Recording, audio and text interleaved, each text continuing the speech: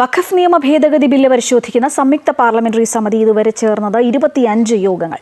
47 സംഘടനകൾ സംയുക്ത പാർലമെന്ററി സമിതിക്ക് മുൻപാകെ ഹാജരായി. വഖഫ് നിയമ ഭേദഗതി ബില്ലിന്മേൽ നടക്കുന്നത് വിശദമായ ചർച്ചകളും അവലോകനങ്ങളുമാണ് എന്ന് സമിതി അധ്യക്ഷൻ ജഗദംബിക പാൽ അറിയിച്ചു. 31 അംഗങ്ങളുള്ള സംയുക്ത പാർലമെന്ററി സമിതി വിവിധ സംസ്ഥാനങ്ങളിൽ പര്യടനം നടത്തുകയാണ്.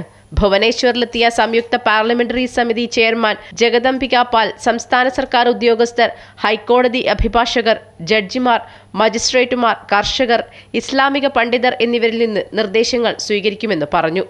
इसको लेकर के सरकार का जो मकसद है कि इस जेपीसी के माध्यम से जो ये बिल सदन में पेश हुआ था, ये सरकार चाहती तो पास करा लेती, लेकिन सरकार ने स्वयं इस पे पहल किया कि हम इस वक्त का जो पर्पज है कि ट्रांसपेरेंट ढंग से इसका फायदा जो वक्त कोई करता है.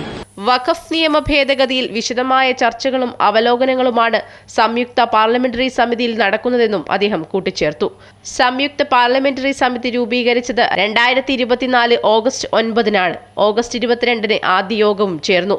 ആകെ 25 യോഗങ്ങൾ ചേർന്നുവെന്നും 47 സംഘടനകൾ സമിതിക്ക് മുമ്പാകെ തങ്ങളുടെ നിലപാട് അറിയിച്ചെന്നും സമിതി അംഗവും BJP MPയുമായ അപരാജിത സാരംഗി പറഞ്ഞു. മുംബൈ, അഹമ്മദാബാദ്, ചെന്നൈ, ബംഗളൂരു, ഹൈദരാബാദ് എന്നിവിടങ്ങളിൽ ഇതിനോടകം സമിതി സന്ദർശനം നടത്തി.